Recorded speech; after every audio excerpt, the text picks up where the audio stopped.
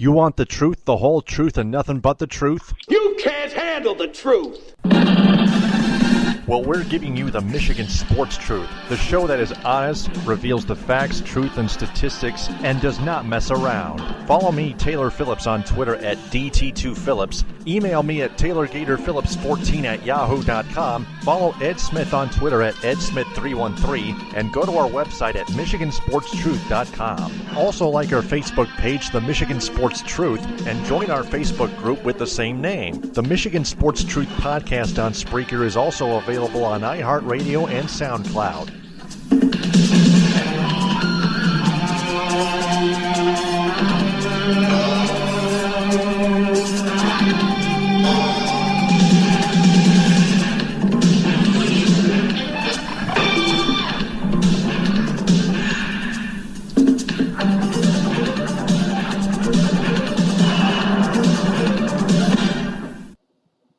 This podcast is particularly not for entertainment purposes, and the views expressed by the host of this podcast are opinion-based. However, they do not come without facts, research, statistics, and truth, whether other people like it or not, and no matter how harsh or complicated it may be. This is the Michigan Sports Truth, and nothing can ever stop it from being correct.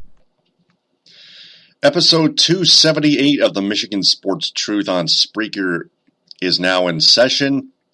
Ed Smith, welcome back. Follow him on Twitter at EdSmith313. Ed, it's great to have you back. It's been a month. We missed you. Appreciate it, Taylor. It's good to be back. I've definitely missed working with you. I've missed bringing in my contributions, sharing my thoughts on the matter. It's quite interesting to note what has gone on, not just in the sports world, in the world period, since the brief time that I've been gone.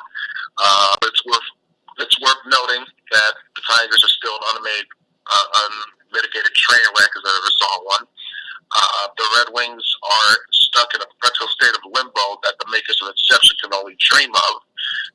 The Pistons still trying to find their way out, still trying to find their own way in this new landscape of the Eastern Conference.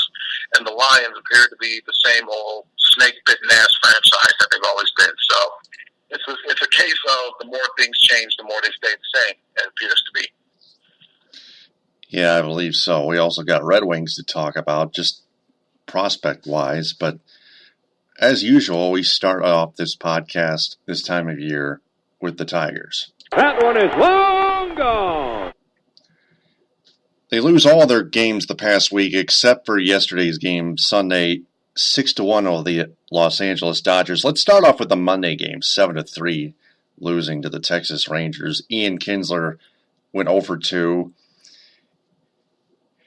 Took a called strike right at the knees, according to the Fox tracks. And the way I saw it, too, it was right at the knees. Kinsler didn't like the call. He started having an argument with Angel Hernandez. Then he took a ball way low and outside. It was called a ball, and Kinsler stared back at him, and Angel Hernandez threw him out of the game. Ian Kinsler started jawing off Angel Hernandez. I'm not sure what he did that went over the line, but Kinsler was really yelling at Angel Hernandez to his face before Brad Ausmus can approach Hernandez, and Kinsler just walked out on him because apparently Ian Kinsler was done. And then after the game, he said to the media that Angel Hernandez should no longer be an umpire. He should go home and find another job. He said he was the worst umpire ever. This and that. And Ian Kinsler, a few days later, got fined an undisclosed amount. But the game after that, Ian Kinsler and Angel Hernandez shook hands in the form of an apology. But again, Ian Kinsler got fined. And for the Umpires Association, they decided to wear the white wristbands in protest of escalating verbal attacks. And Kinsler responded to the media that quote, that's their problem, unquote, and he doesn't care. He hopes they wear the wristbands for the rest of their life. Because he doesn't care.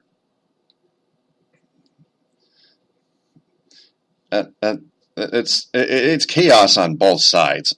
There was no winner in that situation, but luckily, Rob Manfred would not have any of that. He told him to stop the protests and take those wristbands off. So everything's cool on at least that side. But I ran into an article from thescore.com highlighting 3 reasons MLB messed up and should have suspended Ian Kinsler. Number 1, the double standard between umps and players.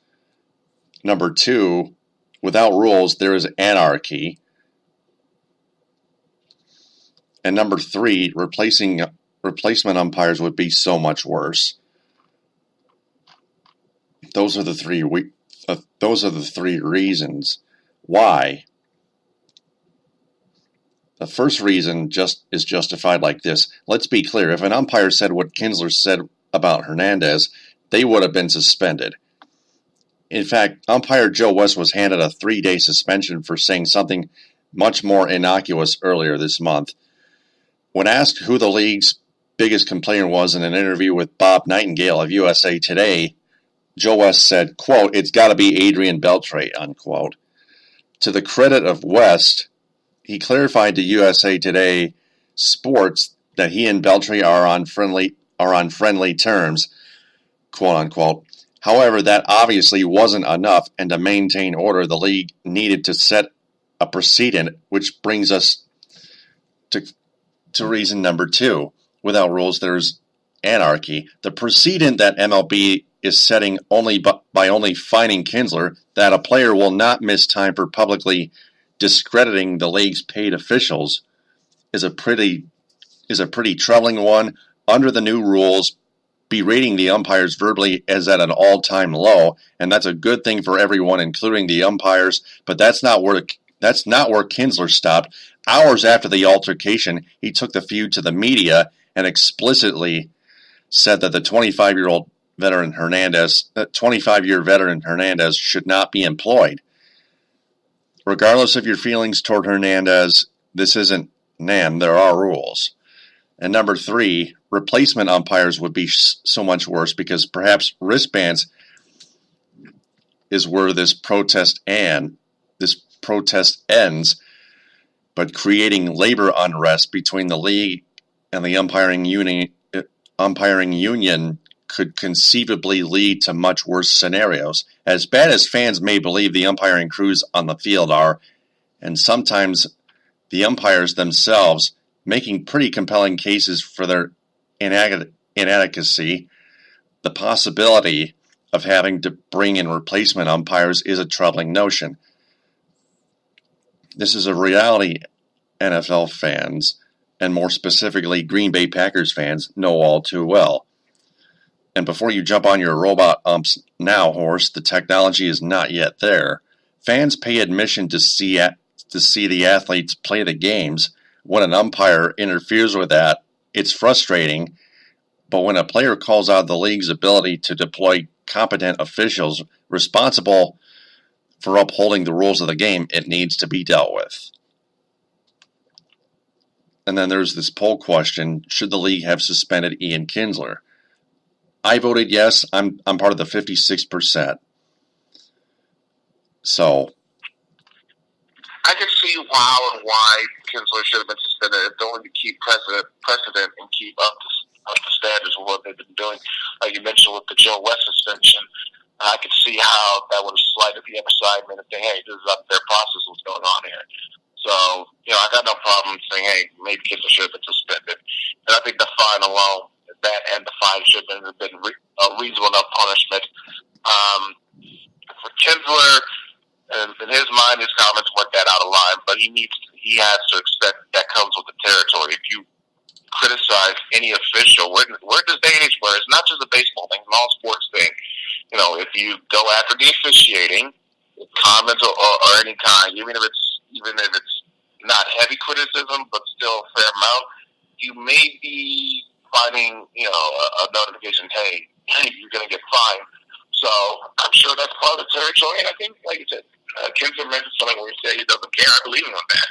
I'm sure he's made enough money and saved enough money where a fine like this isn't going to hurt him long term or whatever. So he's still going to go along and have the same feelings he's always felt about officiating. And I don't see it be a change like that in the near future for sure. Now, some people believe that only Angel Hernandez and the umpires went out of line and Kinsler didn't. But I thought with Kinsler's comments about Angel Hernandez that he should no longer be employed, I think that was a little edgy. I mean, like you mentioned, Hernandez is a 25-year veteran, so how the hell can you go tell somebody, unless he really made a bad goof, of which, again, umps get calls like that wrong all the time. It's just the nature of the business. If you've been doing it for 25 years, like Hernandez has been doing, it's going to have to every once in a while. So why on that occasion and that call that Kinsler felt so offended that he needed to say, hey, you should never be doing your job again? That seems out of line, out of place. It's not like, oh, he blew a call in the seventh game of the World Series that therefore that's evidence he shouldn't be up anymore. That's a ludicrous thing to compare it to. But if that were to happen, that would probably be a reasonable enough excuse for why to call for someone's job like that. But it wasn't nowhere near that situation or scenario. So I think Kinsler was just venting off pissed off feelings, in my view. Yeah, he was being such a crybaby coward. You're just a crybaby, a coward. In an extreme way.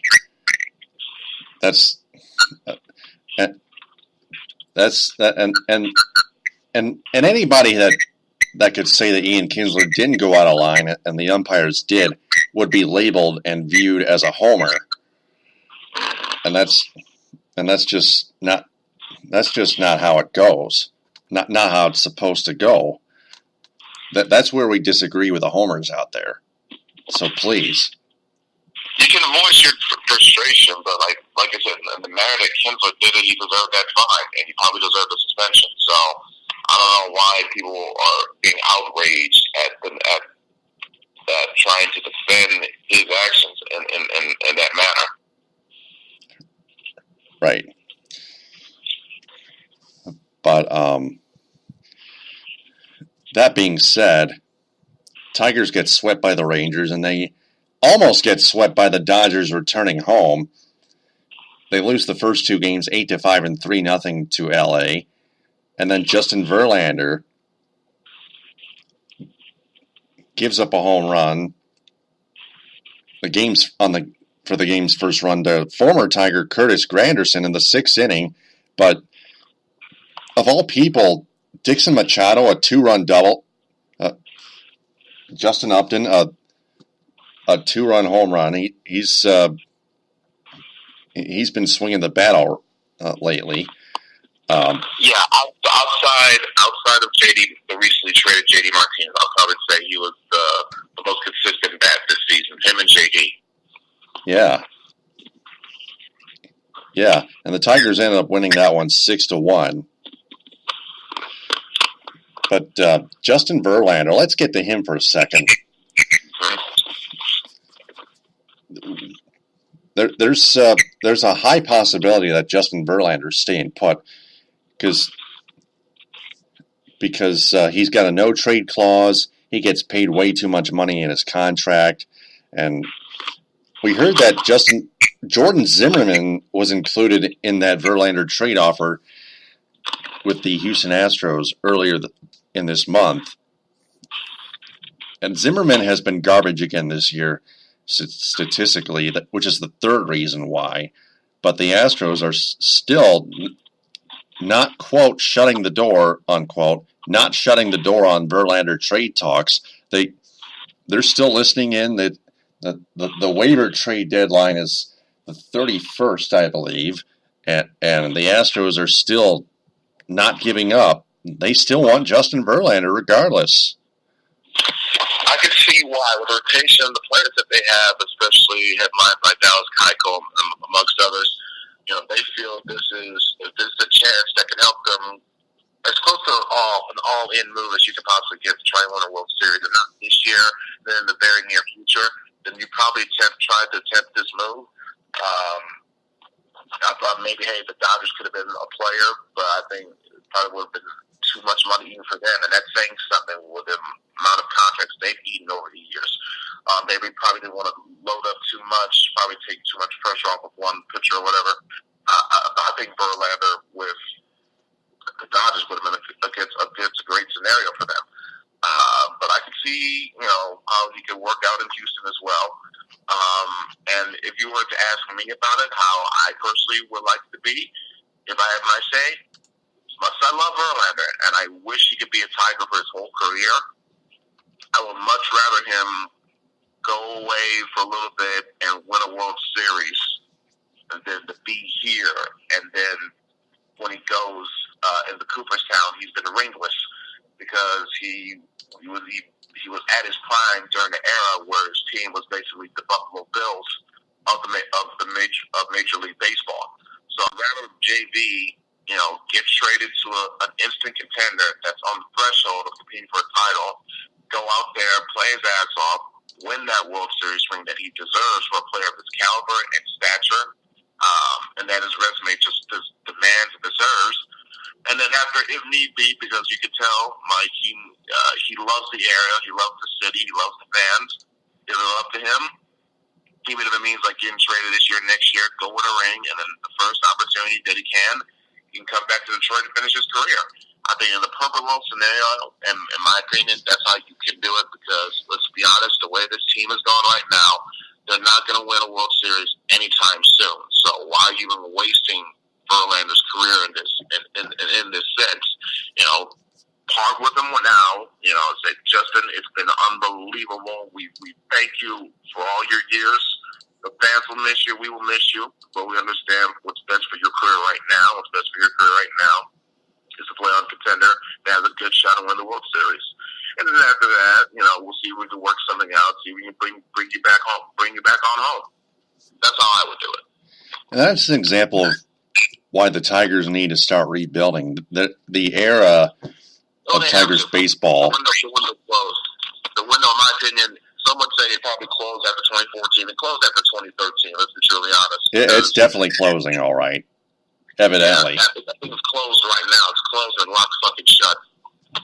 Yeah, because the era of Tiger baseball from 2006 to 2017 is officially a failure, according to Jeff Moss in one of his articles on the Detroit Sports Rag website. He's the editor-in-chief and founder of the Detroit Sports Rag. You can follow Jeff Moss on Twitter at JeffMossDSR. And we're going to get to another one of his articles regarding the NHL Top 100 prospects that the Red Wings are in later on in this episode. But Justin Upton has no plans to opt out of his contract after the 2017 season, which is agreeable. The Tigers still need him to carry the future of this team, along with their dangerous X-Factor center fielder Mikey Montauk. He's been a dangerous X-Factor, especially at the plate. But Justin Upton, man, he's been the top star since J.D. Martinez got traded. Justin Upton has been great all year. There's no need for him to leave Detroit in any way, shape, or form. But the question is, what even Upton, how long could this run from him last, especially if he considerably takes a new longer-term deal with this team, when, in my opinion, and in your opinion, and a lot of other people's opinion, they should be doing a rebuild right now. So where does Justin Upton fit into that? We want to essentially waste the remaining years of his prime on a rebuild team, or should he take the Verlander route and try to see if he can do whatever he can to put himself on the instant title contender, especially with the amount of money that he's getting right now? You never know. Good point. Good point. I would say stay for the rest of his contract and then decide what you want to do. If Justin Upton wants to stay in Detroit, that's his decision. That's his prerogative, and just wait out the rest of his contract and see where he wants to go. If the Tigers don't nearly win a World Series anytime soon, like you pointed out, and for Mikey Matuk, it'll be all up to him. It'll be all up to him if Upton at some point somehow leaves the team. So that's Tigers, actually. So we're going to transition to Lions.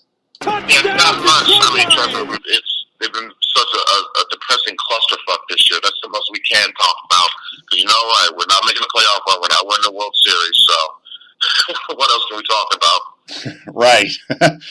That's right. You are pathetic! Yeah, so we cleared up the Ian Kinsler, Angel Hernandez stuff here. You're just a crybaby, a coward. Now let's get to Lions. Touchdown, Detroit Lions! So Eric Ebron out with a hamstring injury. Too many injuries mounting again. Now they lose Kerry Hyder and Brandon Copeland. Their top defensive end, Kerry Hyder, and linebacker Brandon Copeland, they're both out for the season with torn ACLs and torn pectoral muscles. And now TJ Jones, it appears, might have been injured as well in preseason week 2 of the 16-6 win over the New York Jets in preseason week 2 at the new look Ford Field. This is the Lions, especially with their defensive line, has been pretty banged up as usual every year. That's nothing new. Yeah, I mean, between a mixture of injuries and suspensions, this is a defensive unit, and more particularly defensive line unit, which, you know, we can be fair to say they did not do little to anything to try to improve upon in any way, shape, or form this past offseason. Granted, I give them credit for fixing the offensive line and giving Matthew Stafford all the weapons that he needs, and probably even getting a couple of cornerbacks in the draft. But the main area of focus, to my opinion, was them fixing their defensive line. Because with their D-line, you can create a good enough pressure where it may leave, in my opinion, your good guys, your good corners like Darius Slays, allows them to perform better because, like your D-line is forcing pressure on the QBs and forcing bad throws. So I thought this is something that clearly has been missing ever since they let Ndamukong Suh and Nick Fairley walk out the door in free agency. They've been trying to replace that ever since. They got a glimmer of that the past couple of years with Devin Taylor and Kerry Hyder.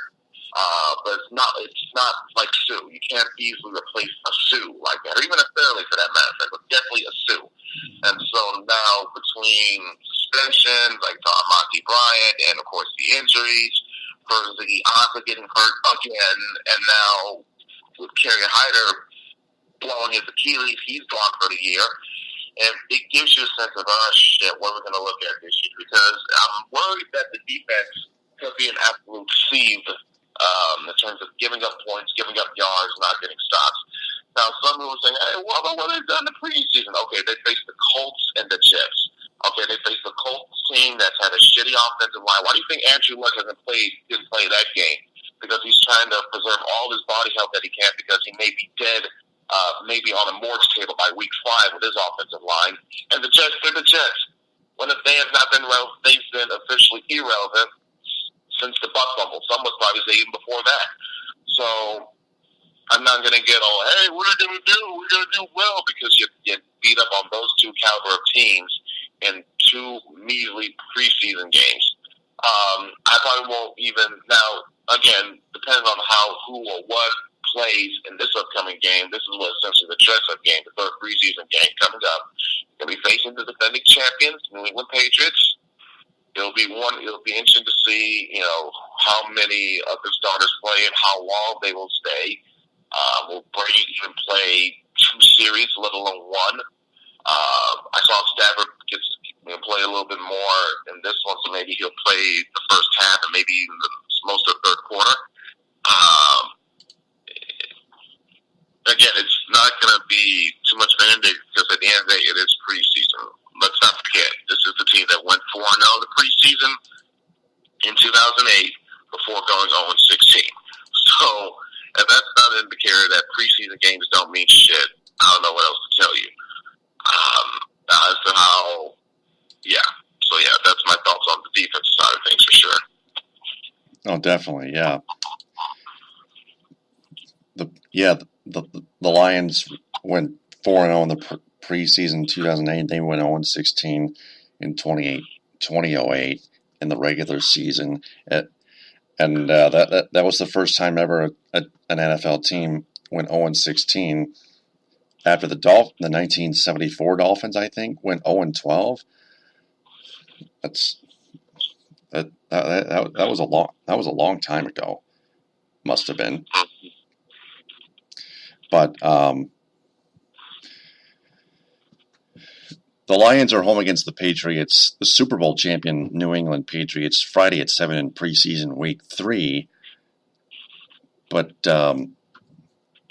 let's move on to another topic. The Lions condemn logo usage from the Charlottesville, Virginia protest rally marches. The team logo usages have been catching all over the place. Right after the Red Wings threatened to take legal action against misuse of their team logo. And, for example, Lions wide receiver Golden Tate ripped President Donald Trump over the Charlottesville rallies, considering the protest. Your thoughts on that? Yeah, well, first and foremost, you gotta pay attention and give credence to the fact that a horrific tragedy took place in and on, of all places, on American soil, not some foreign country, not some distant land. It was here in America, on American soil, in an American state.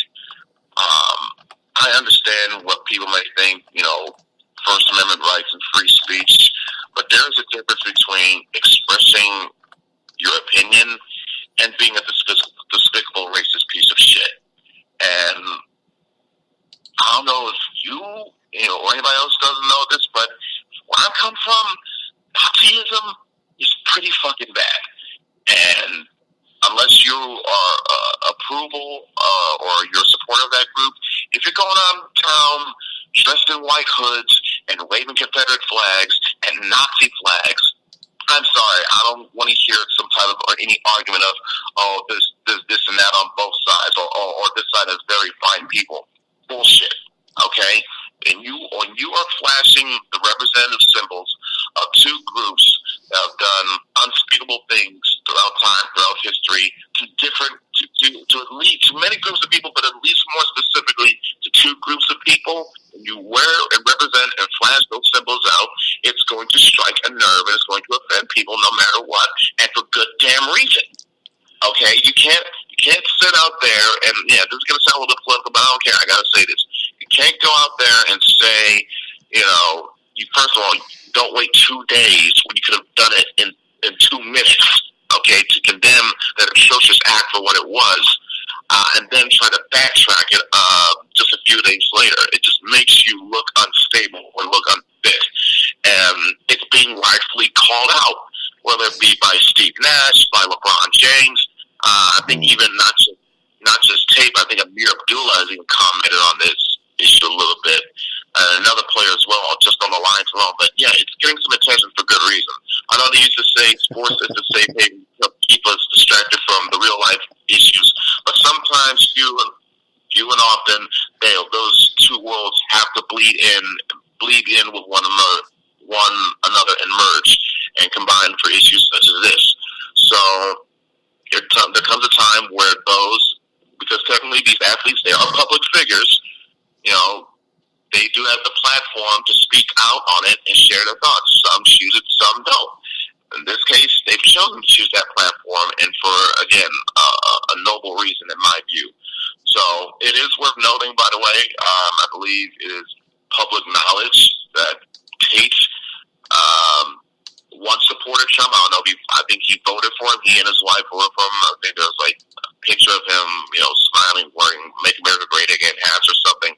But I am aware, I do believe and do know that Tate voted for Trump, at least expressed support for Trump in the past. So in a way, it is nice and interesting to say that, hey, I might have voted for you, but I voted you for this reason and not because I'm this type of person. So it is nice to see him express his disappointment in that. I see it, in my opinion, as him seeing the light. I don't know if you can say the same for TJ Lang, but for Golden Tate's effort, I'm very proud for him on speaking up and speaking out. Oh, definitely. Somebody's got to speak up somehow. You got to, because when despicable actions like this are going on in our society, in our age, if you don't speak up on it, who will? It's almost as if you're showing that you don't care about what's going on with people that's being affected by this by not speaking up on it. So props and kudos to them for taking the action, taking the risk to do so to begin with.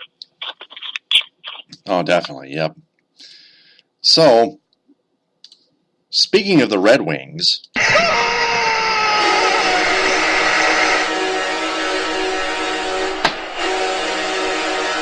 last year's 20th overall draft pick forward Dennis Cholowski has signed with a junior hockey league team, the Prince George Cougars, I believe from the WHL or something like that. Dennis Cholowski is not nearly professional hockey player caliber. 2016 20th overall draft pick. So just an update on that. So I thought that was a good move. I ran into an article digressing a little bit from the hockey writers headlining the Red Wings guide to rebuilding the Red Wings defense.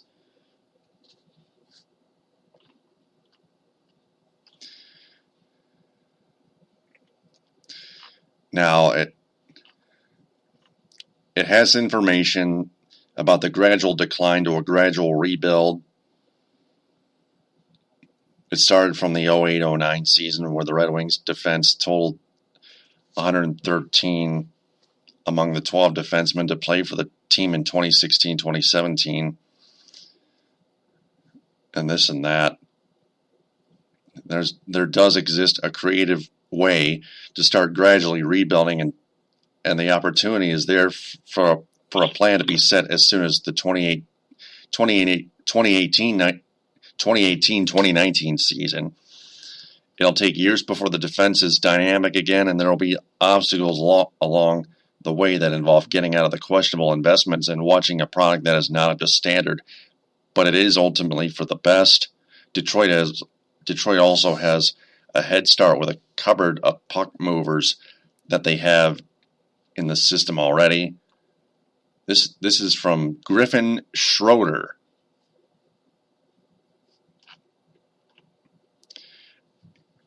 Step number 1, shedding dead weight. General Manager Ken Holland has made some questionable investments over the years, and those are not just exclusive to the $13.35 million invested in the Franz Nielsen, Justin Abdelkader, and Darren Helm trio up front for the next 4 years, at least. In terms of projected pairings and short-term depth chart, another established, reliable offensive piece is non-existent, and there are plenty of dollars allocated to the wrong players. For example, Jonathan Erickson, Nicholas Cronwall, Danny DeKaiser, Mike Green, all those. Then this is actually a chart of all the defensemen here. Nicholas Cronwall cannot play at the level he is used to, but will start the season on the team, likely playing a role on the bottom pairing. In other words, he's not going to be put on the long-term injured reserve. For those of you who are predicting that he might, unfortunately, that's not going to happen. It's difficult to see him playing for the entire season, however, without a debilitating injury to an already surgically repaired knee. That's the reason why Cronwall should have been put on the long-term injured reserve, but we heard that Cronwall is actually going to be ready for training camp in late September in Traverse City at Center Ice Arena, where I've been before in the past. I'm sure his body will be ready, but will his game be? That's the question to be seen. I doubt it. Yeah, Nick Cronwall's starting to be a little bit over the hill in addition to being injury prone. As if he wasn't already. Well, not already, but I think he's starting to. I can see that in my crystal ball. So at some point he's going to retire. Bingo. Where it be this season or next summer, this is where the Wings can use something they've used on Johan Franzen, long-term injured reserve. Bingo. Right there. Though the Wings would need to replace his $4.75 million cap hit in LTI retirement, long-term injury retirement, that wouldn't be hard with new contracts up next summer for Dylan Larkin and Anthony Mantha, along with Andreas Athanasiou signing this off-season. It's better than the cap recapture penalty the team would have to endure if he were to officially retire before the 2018-19 campaign, as $3 million would still be on the books for that season because his contract signed in 2011 is more than 6 years. As for Jonathan Ericsson, Holland is not going to buy anyone out this offseason, but next summer would be ideal with 2 years remaining on his contract.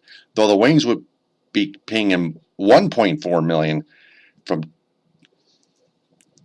2018 to 2022. In the short term, it would save them nearly $3 million from 2018 to 2020, with a young defenseman primed and ready to take his place. Stephen Weiss and Eriksson would be taking up $3 million in dead space until 2021, but it is a price that Holland must be willing to pay to get this defense restructured as soon as possible. Step number two, dealing Mike Green. Why would Holland trade Mike Green? Remember, he's the only source of consistent offense on the blue line.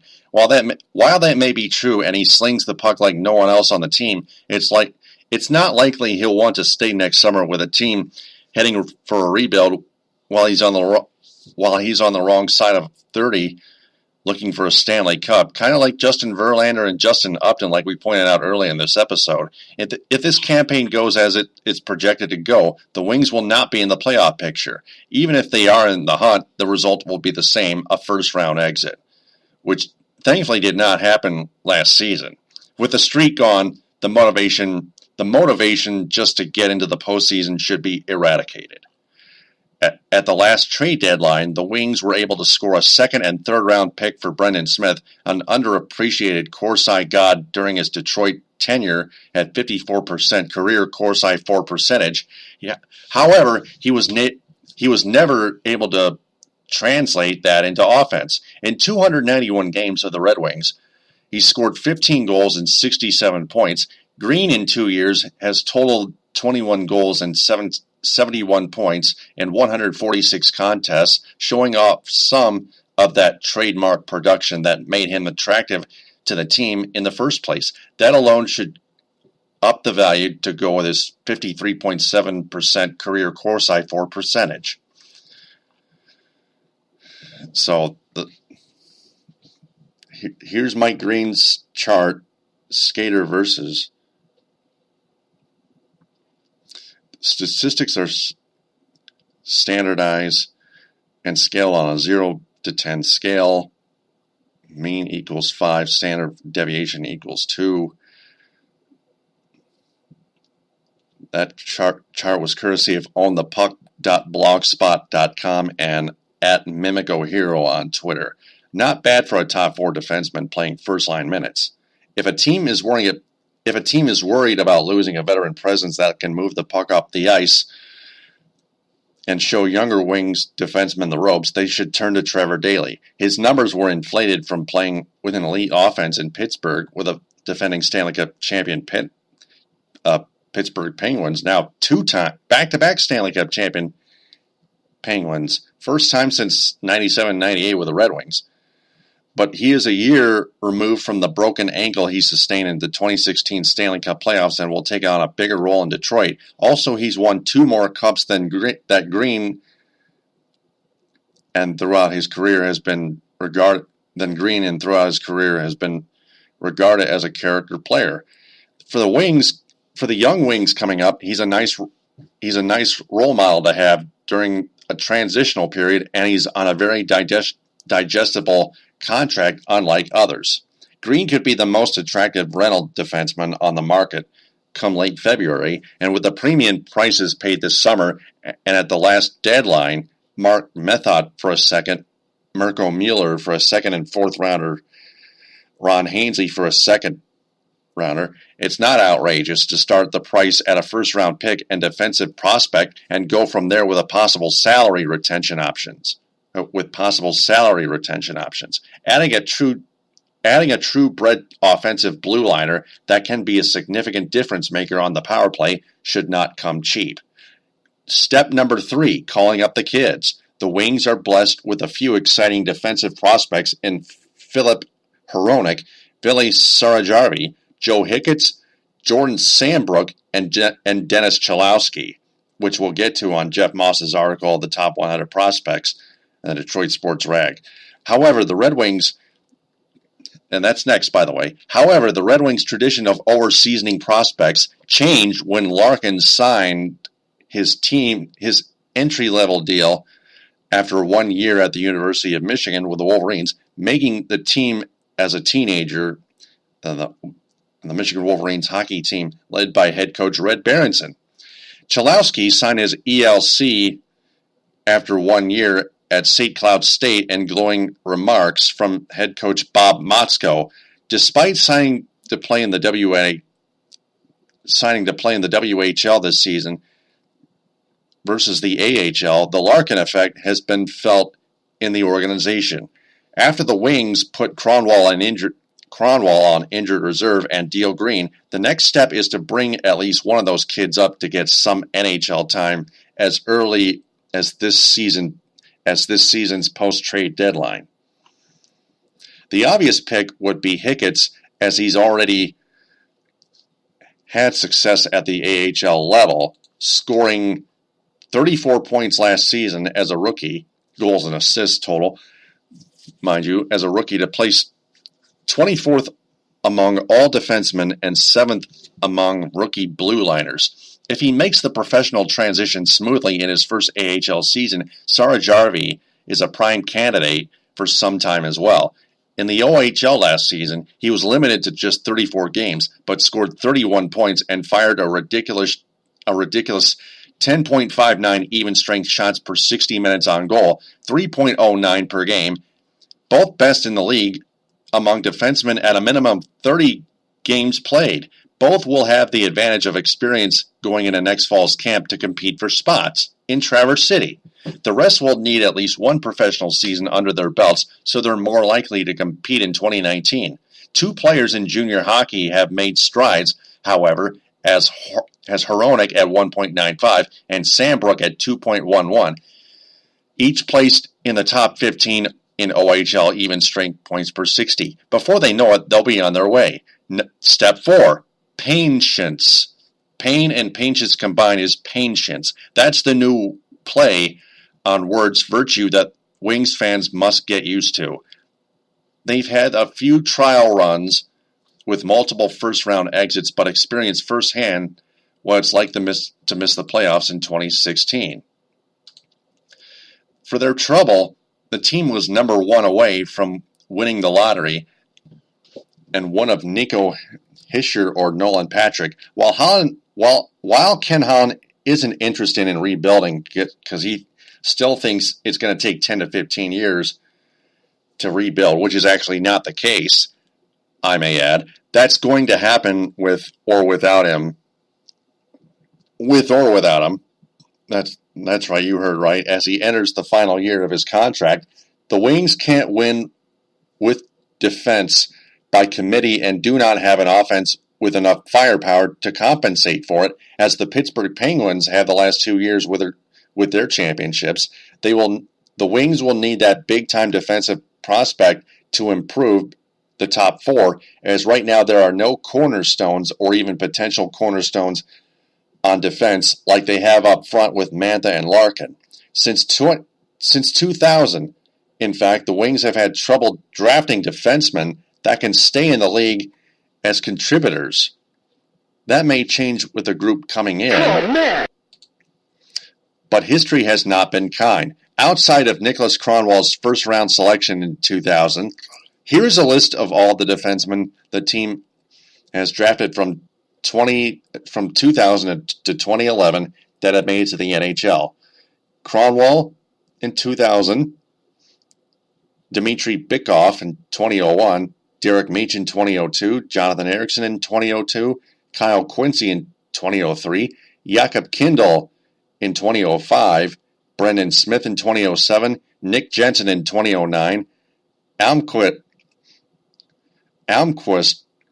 in 2009, Xavier Ouellet in 2011, Ryan Sproul and Alexei Marchenko in 2011. The staying power and or production of this list has been limited. Luckily, the first round this year is littered with talent on defense, starting with the 17-year-old Swedish phenom Rasmus Dahlin, Dahlin.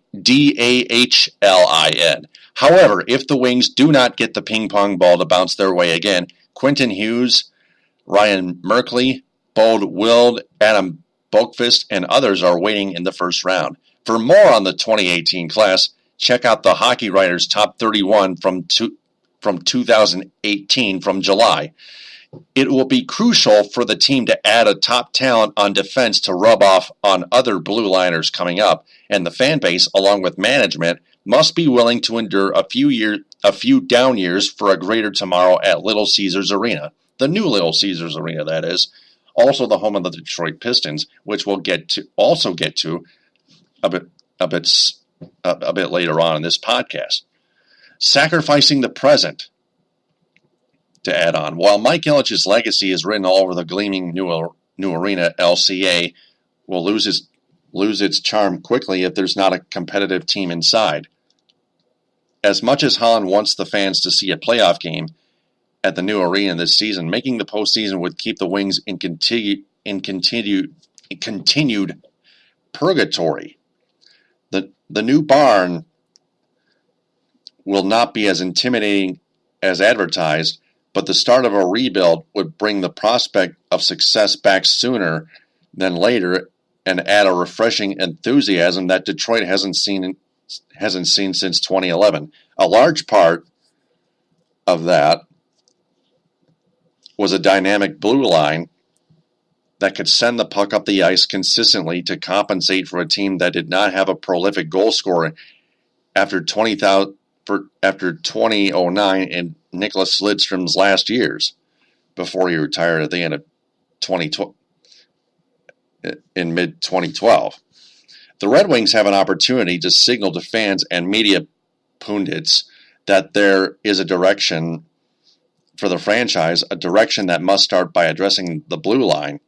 Follow through on this plan, sacrifice the present and near future, and maybe, just maybe, the Wings will be the team moving on from that traditional handshake line in a few years with a capacity crowd at the dojo, in other words, Little Caesars Arena, rekindling the spirit of moments that made Joe Louis Arena so special. They should, in Lidstrom's words when he retired, walk away from their past glory, rather than letting it walk away from them in endless mediocrity. So that's the end of this article. So this is a whole lot of interesting information and statistics, which leads us to Jeff Moss's article, "The Red Wings' Future is Not Bright."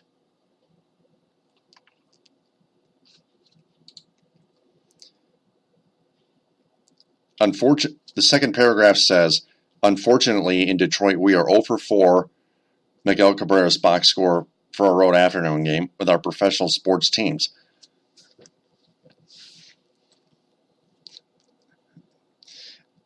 In terms of the young prospects, getting the right young prospects, a solid debate could be had regarding which franchise between the Tigers, Pistons, and Wings is in the worst shape, but Detroit's hockey team has quite an argument." And the resume didn't look any better after yesterday's ESPN Insider article that ranked the top 100 prospects in the NHL was released. So let's go ahead and get to those. Get to those 5. Number 60, Michael Rasmussen. Number 72, Evgeny Svechnikov. Number 84, Joe Hicketts. Number 90, Vili Sarajarvi. And number 96, Philip Hronek.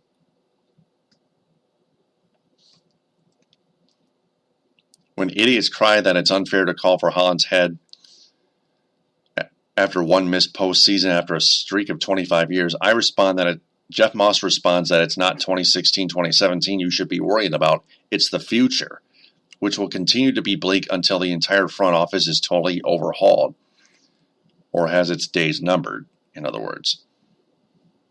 A couple items jump off the page right away. First of all, Rasmussen being the team's highest-rated prospect is actually pathetic. The kid was the ninth pick in the most recent NHL draft.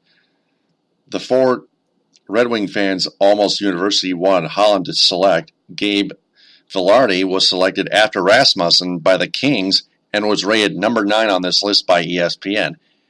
Read that last line 3 times and try not to shit yourself. So here's the top 100 prospects article from ESPN. As I scroll down here. Yeah, Gabriel Vilardi. Right there. The center for the Los Angeles Kings.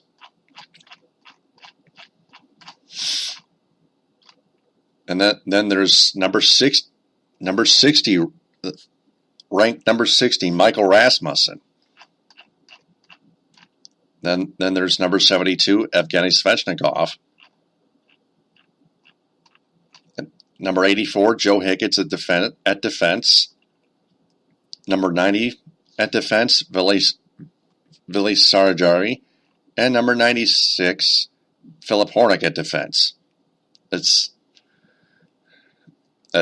saying a whole damn lot right there. I'm going to share later on after this podcast is over. So scrolling down a little bit, below average skating in a league that is tilting towards smaller players with speed. Even strength production was pretty poor, and this is the franchise's highest-rated prospect, Oy Vaismeier. The other major red flag is the fact that 2016 first-round selection Dennis Cholowski wasn't listed among the top 100, understandably.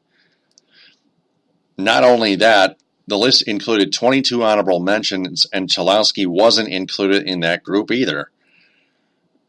Because Frank Vazner and I pointed it out earlier over the months that Dennis Cholowski sucks ass.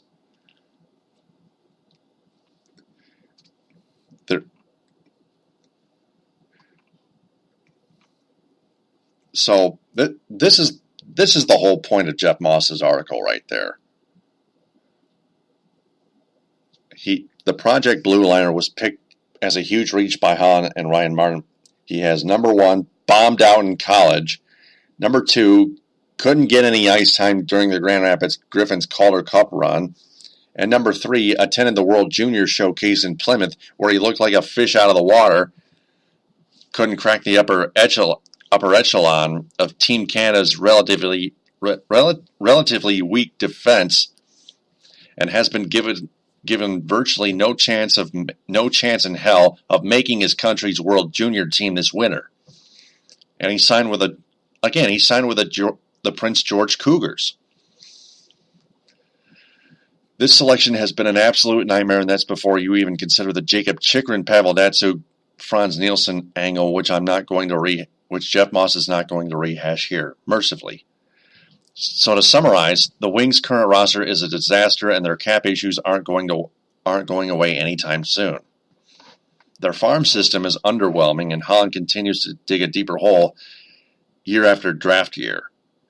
And they've spent the summer playing contract hardball with their most dynamic offensive talents, Tomas Tatar and Andreas Athanasiou, and insulting the best goaltender they have in their system. And Dimitri Athanasiou on Twitter at DimitriA26, otherwise named Demetrius James, tweeted, "Still waiting." That tweet was from Andreas Athanasiou's brother, and I'm 100%. And Jeff Moss is 100% positive he was not talking about an Uber. But hey, the new arena does look outstanding with that picture. So that's the end of that article. So, Ed, what say you about this whole thing? The Wings' future doesn't look bright. It's very anal ambiguity right now, where you're right, things don't look right now. This is essentially our new modern day dead things era, or dead wings era that we're going through right now. We just hope that the failure isn't too much of a long haul in terms of total years going forward than what we expect it to be. You hope it's like a 2, 3, maybe 4-year max time period where, okay, this is a low period, but, after that, once that 5th year hits, we can probably, start winning more games, start looking, as long as we make the right moves. Now, we keep making the same dumbass moves year after year, we're going to keep pushing back that date as to where we could be relevant again, because I think this is an irrelevant team right now in every sense of the word. So there's no doubt, as long as, especially with Ken Holland still in charge, still making the calls, still making the moves, that this team is not going to make anywhere near its intended improvement unless he is gone. So the sooner that Ken Holland is gone, the faster we can be on the right track towards the Red Wings being relevant again. Yeah, that's going to take. If Holland continues to push this usual train, it's going to take longer than 10 to 15 years to get the rebuild going. If Holland just, like I said, especially if you're giving out bad deals to aging players or signing loyalty deals to bad players, period, it'll lead to and build into that 10 to 15 year time plan that you talked about. Oh, definitely, yeah. So, speaking of the Pistons, Left sideline 3, and he answers. They have released their 2017-2018 schedule. The NBA has released its 2017-2018 schedule. The Pistons' first opponent at Little Caesars Arena, the Charlotte Hornets.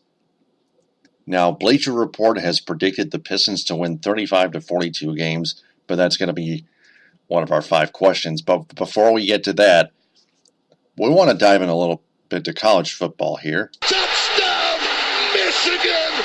Touchdown, MSU!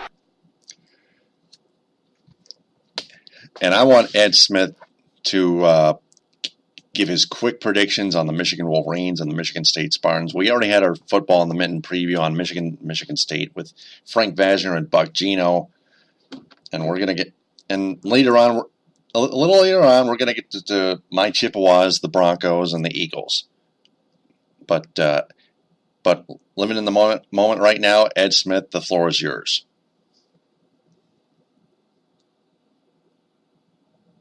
Ed? Can you hear me good? Yeah.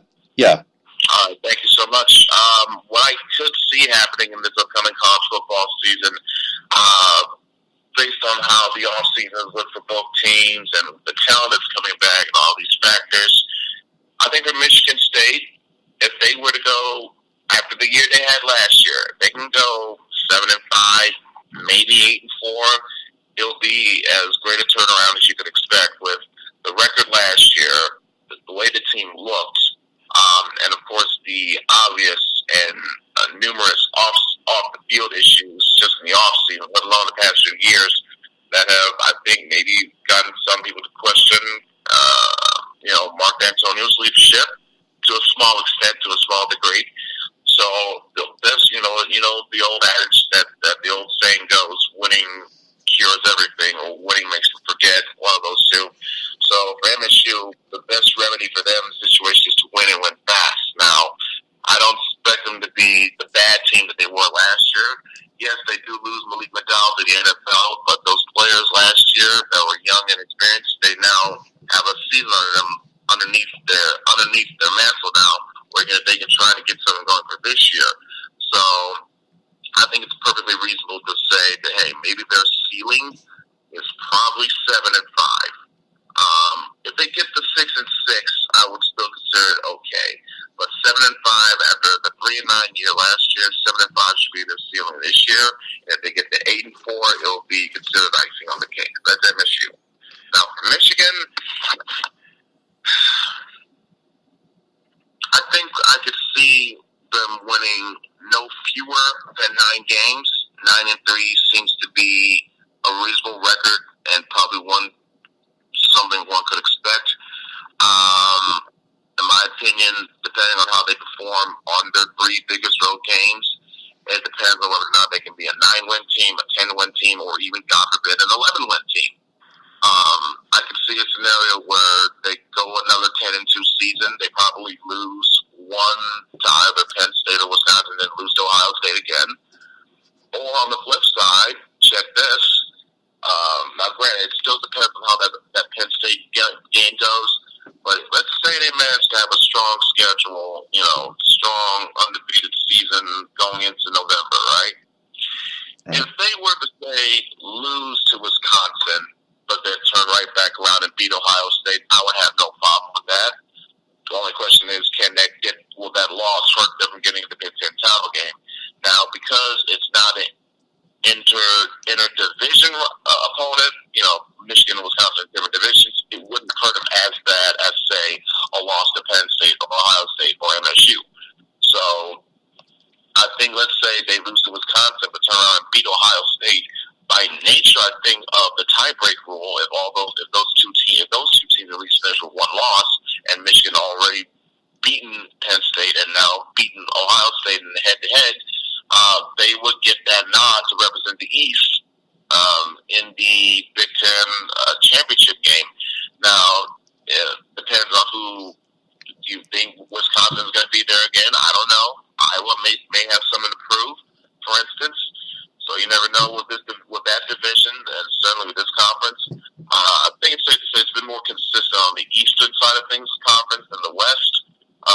Penn State did up the trend admittedly last year, but still, in terms of the cream of the crop, Ohio State was the team that made the playoff in the end. So as for Michigan, I could see them being no less than a 9-win team, but conceivably, I could see them being an 11-win team. Meaning the one loss being to Wisconsin. They find a way somehow to beat Ohio State, and then they turn around and find themselves in the Big Ten championship game with a possible playoff spot on the line. Because you got to remember, Michigan in the preseason rankings, they're number 9 in the preseason polls this year. Let's say, like I mentioned, they go on the big stretch, they have a good undefeated season. That has them, top 2, top 3, definitely in that top 4 range of what you need to be. Even if they were to lose to Wisconsin, I don't think the loss will hurt them that bad if they turn right back around and beat Ohio State. So I could see, me down on one number, I would have to say 10. I think 11 is a bit unrealistic. I think 10 is perfectly fine in line, assuming they get business done in one or both of those road games, Penn State and Wisconsin. Yeah, and those two teams battle out for the Big Ten championship, and neither of them made the college football playoff, which is strange to me because I mean, Ohio State was the top ranked Big Ten team going into the Big Ten championship, and they weren't even selected as one of the two teams to contend for the Big Ten championship in that game, and somehow Ohio State made it to the college football playoff. That was all mixed up in 2016.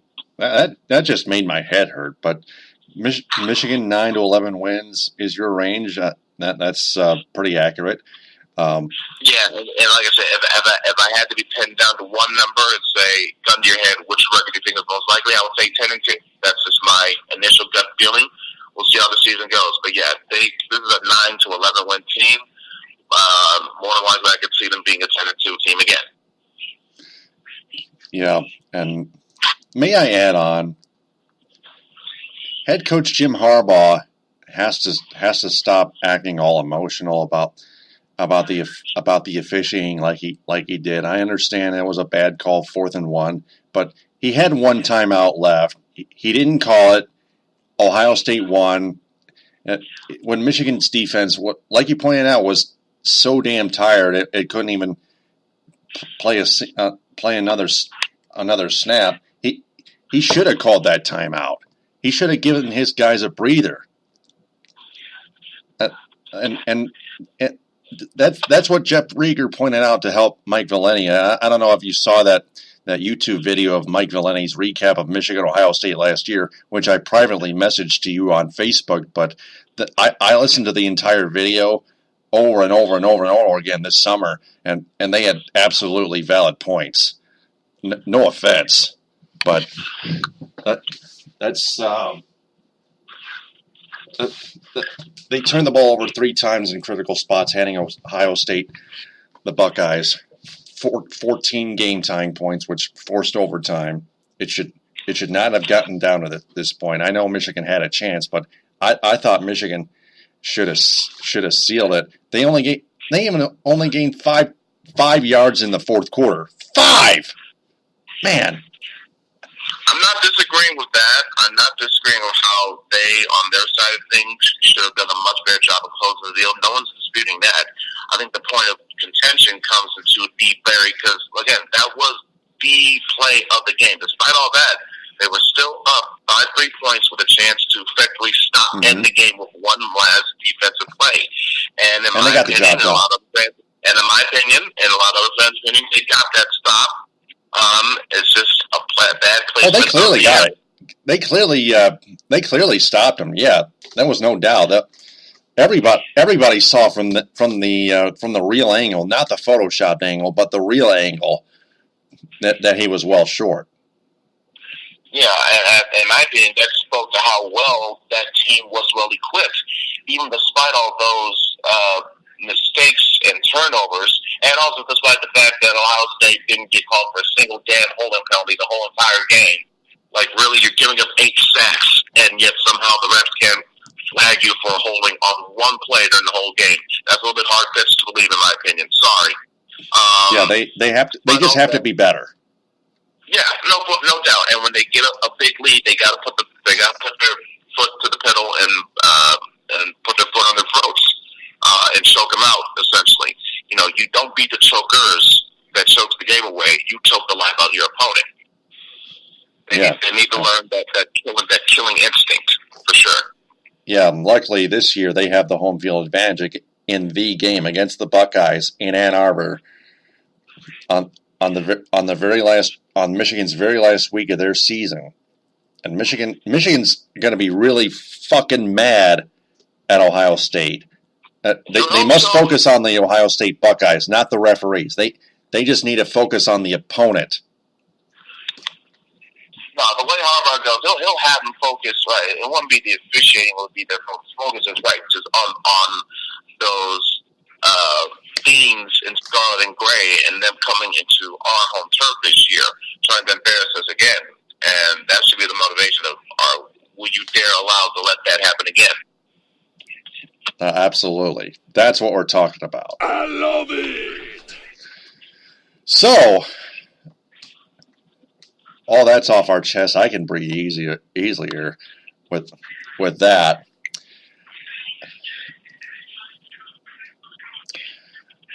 Now it's time for the segment which you and I have done several times before. 5 questions. Are you ready for this? More than ready, Taylor. Let's go ahead and let him rip. I haven't listened to this line in a very long time. Not bad. It's time for 5 questions on the Michigan Sports Truth. Music to my ears. Question number 1. Has Tigers manager Brad Ausmus finally had enough? I don't know if I've discussed this with you in this episode yet or not, but Brad Ausmus took criticism to Nick Castellanos' base running error 2 Fridays ago, and then he saw some concern with Bruce Rondon. Avila sent him down. The Tigers should have released him, but Brad Ausmus, well, those 2 occurrences had shown a little bit of sense of shown at least a small sense of urgency. At the very least, it's given them a sense of awareness to say, hey, the way this thing is going, I may not be back next year. So let me voice all my displeasure, get it all out of the way right now. Because most likely, even listen, we thought he could have been fired a couple weeks ago when they had that embarrassing performance and lost, 14-2, 16-2 at home. Okay, we thought that was... baby. That was enjoyable for me. Yeah, they thought that could have been, it should have been the moment where he could have gotten axed. Somehow he survived that, so that lets you believe if any decision is made on his future is going to be made after the season, not in the middle of the season. Chris Illich will make that so, and even to an extent Avila. So for Ausmus, this is giving him a chance to voice some displeasure of what the hell is going on with his team, and also recognize, giving him a chance to vent because he's well aware that he may not be back next year. So if he's had enough, good on him. It proves he's not a complete and total fucking dunderhead. I know, that's my point. Brad Ausmus may feel that he may resign. He may have to resign. He may have to tap out. That's my sense of Brad Ausmus. I even feel him from a far distance, for crying out sideways. All right, so fine. Let's put up a quick poll. Who resigns first, Brad Ausmus or Donald Trump? That'll get some clicks. Yeah, it's got to be Brad Ausmus. Donald Trump's going nowhere soon. Next question. Question number 2. Who should the Lions acquire to add to their defensive line and to tight end? Because Eric Ebron, again, hamstring injury. Lions depleted defensive line. Copeland and Hyder out for the season. Dwight Freeney is on the line for the NFC champion Atlanta Falcons.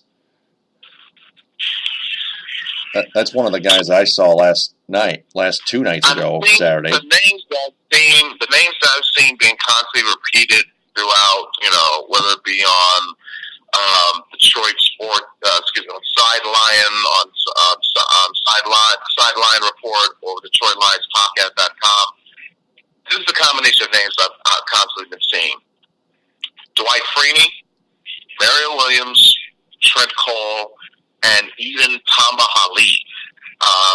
Now, for the first 3, or even all 4 of them, but especially the first 3, Freeney, Cole, and Williams, as good or great that they have been in their heyday, the one constant thing that is consistent about them now is the amount of time and age and nutrition.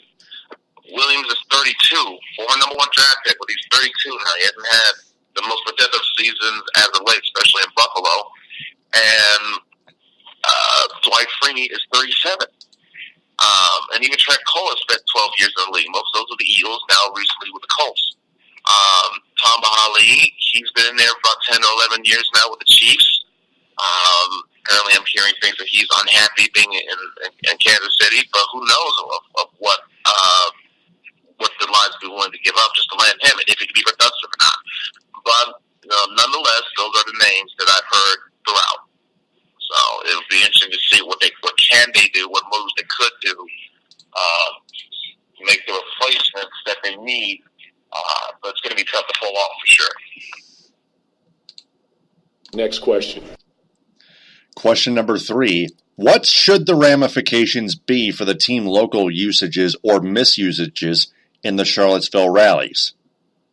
Oh, certain legal action without question. Not only was it unauthorized use, and first and foremost, that alone, and also usage of the logo that has them in a bad light. You know, whenever you see now all of a sudden somebody looks at the logo, you're going to think of Nazi sympathizers. So that I think has a form or a libel of slander on its apparatus as well. So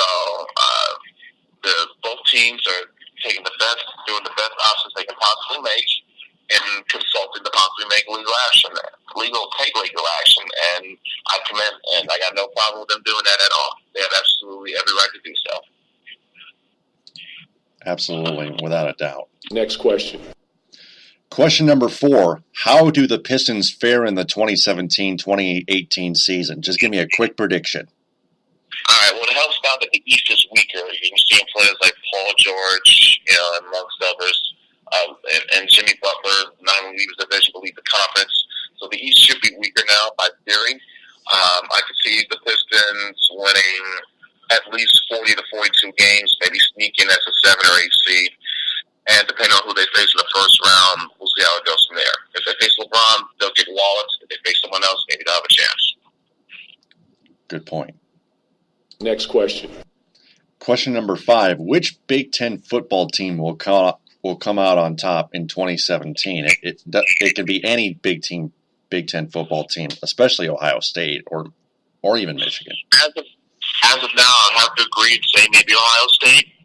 They look the best on paper, and for good reason. And now it all depends on how they handle some of their games down the stretch. And of course, the Michigan game is always going to come down to the Michigan game.